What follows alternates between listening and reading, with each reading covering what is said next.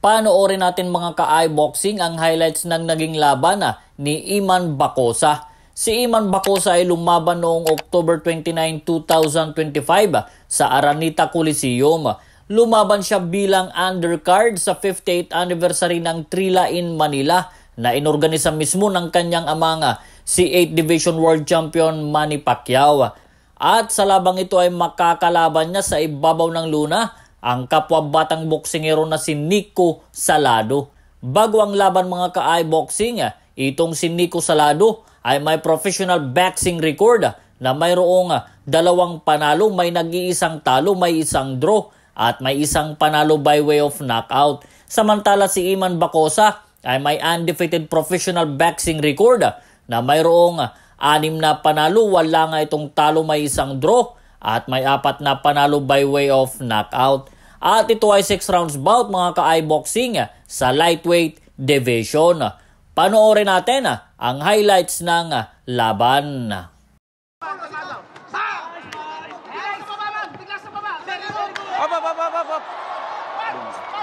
Dun. Eman! Focus ka, man! Man! Focus ka, focus ka! Focus ka, man! Man! Focus! Ready! Back!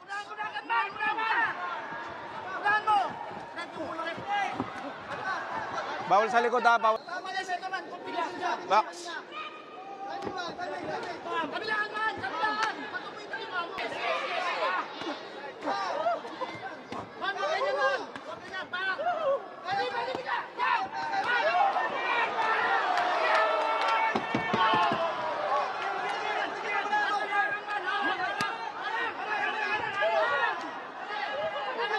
No holding, no holding.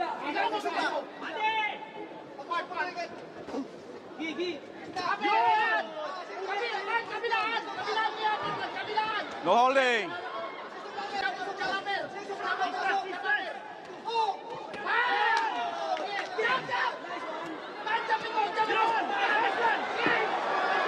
No holding, Eman. No holding. No, yes, yes. Ay, Eman, no. Nico.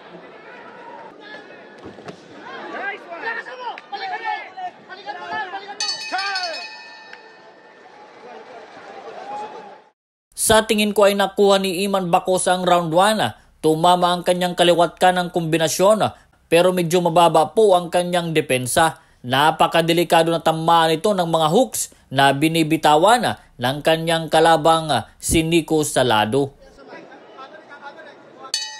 Ba.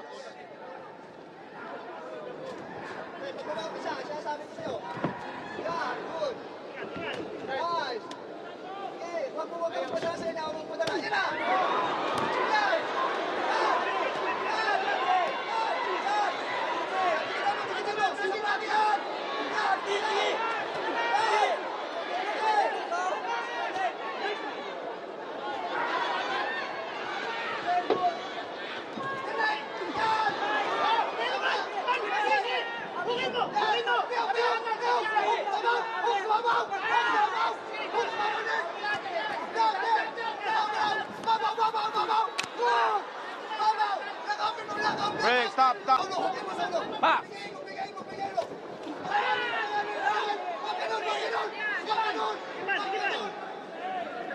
The wound is coming from the headbutt.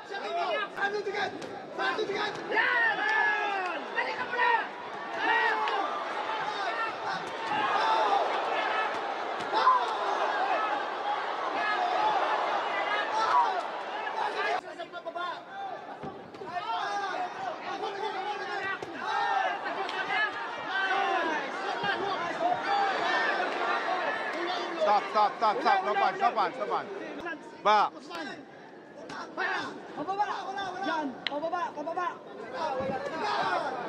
Stop.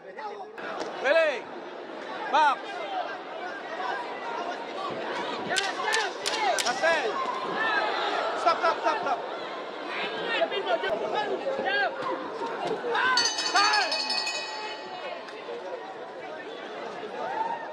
Sumukhang nagkasabayan sa round 2 ang magkatunggaling boksingero mga ka-eye-boxing. Good round para kay Nico Salado.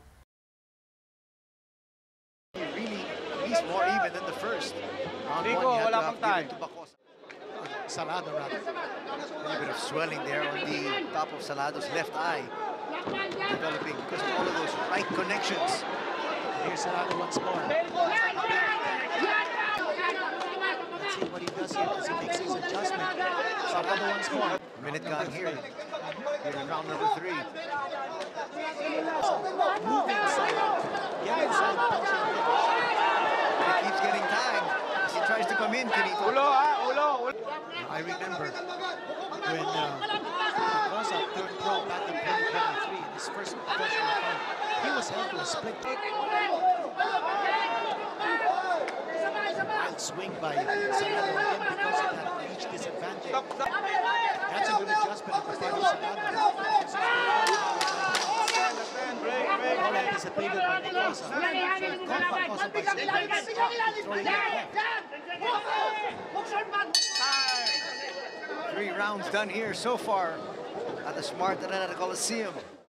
So napansin ko sa round 3 na nagbibitaw ng magagandang mga jabs itong si Iman Bacosa. Yon ang dapat niyang gawin para madepensahan niya ang mga pag-atake nitong kanyang kalabang si Nico Salado. Round 4 na po tayo mga ka-iBoxing.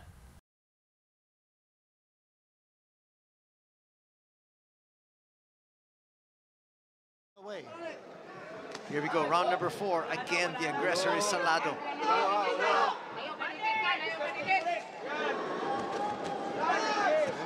By Salado. It looks like Bacosa is now expecting it over here.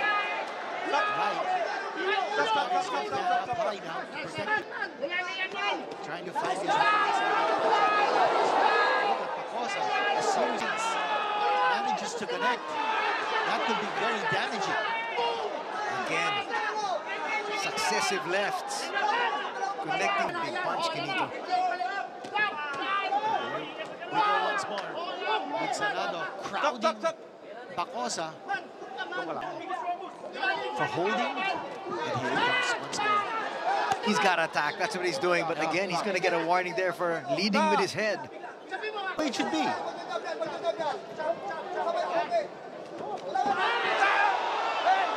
I don't think that's a knockdown.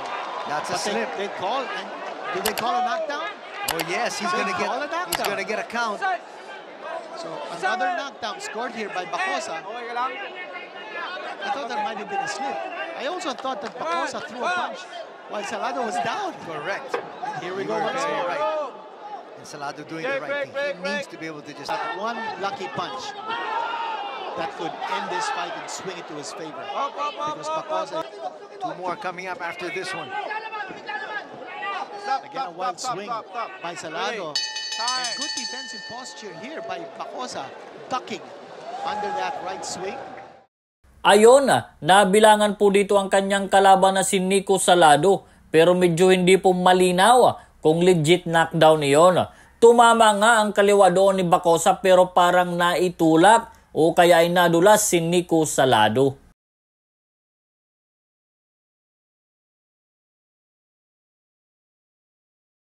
To go. A lightweight encounter, a 6-rounder.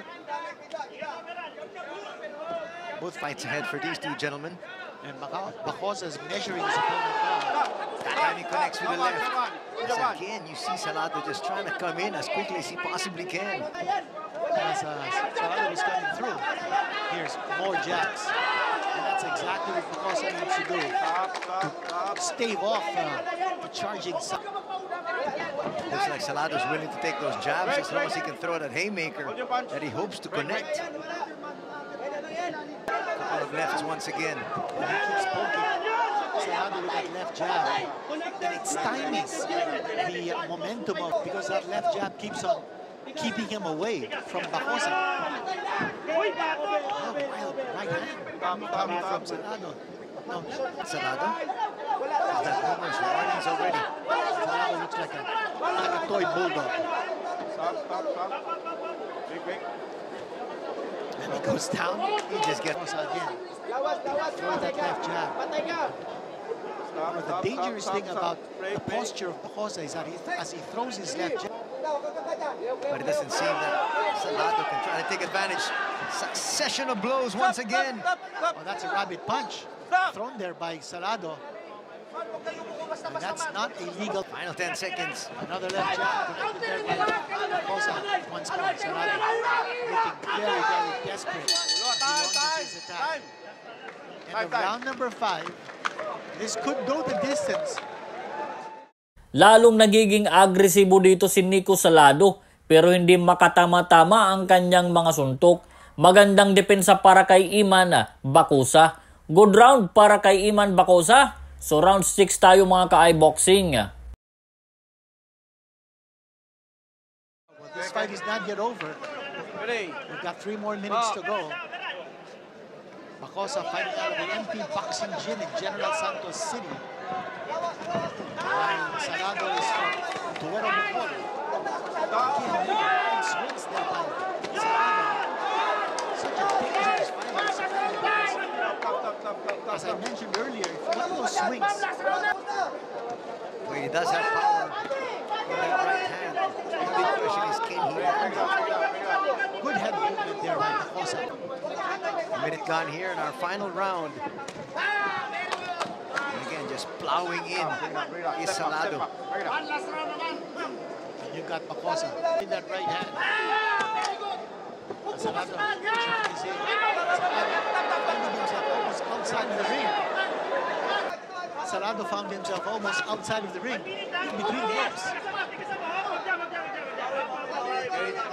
Pick it up.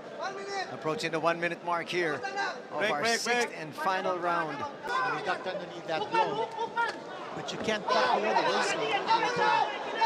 Now he gets tagged. Salado once more charging in. Oh, really connected with right hand. That's what I was saying. This guy's dangerous. Throwing that right hand, if he connects, at the end of this fight. Bacosa once again wants to end this early. You might have heard Salado. Salado's holding on. Salado got hurt with the left hand. Bacosa, he's just looking to survive. Still throws that right hand. And missing Still once trying more. to get lucky here, but he's going to run out of time. That's the end of the fight. And it's going to be a lopsided victory for sure here for Eman Bacosa. Very dominant performance sa round 6 mga ka-iBoxing. Para kay Iman Bacosa, medyo nayanig pa doon si Nico Salado matapos tumama ang malakas na wild punches ni Bacosa. So tingnan natin ang desisyon ng laban mga ka-iBoxing. Ladies and gentlemen, after 6 rounds of boxing, we have a winner. Here are the scores of the 3 judges. Judge Lopez scored it 58-55. Judge Coloma scored it 58-55. Judge Nobleza scored it 60-53. Winner by unanimous decision, Eman Bacosa. So panalo po si Iman Bacosa via unanimous decision. So congratulations sa iyo Iman. Tiyak na abangan namin ang iyong susunod na mga laban. At of course, bounce back po kay Nico Salado. Maraming salamat po sa inyong panonood mga ka-iBoxing. Para sa mga classic fight at latest boxing updates, mag-subscribe lang po kayo sa ating YouTube channel. Maraming salamat po mga ka-iBoxing.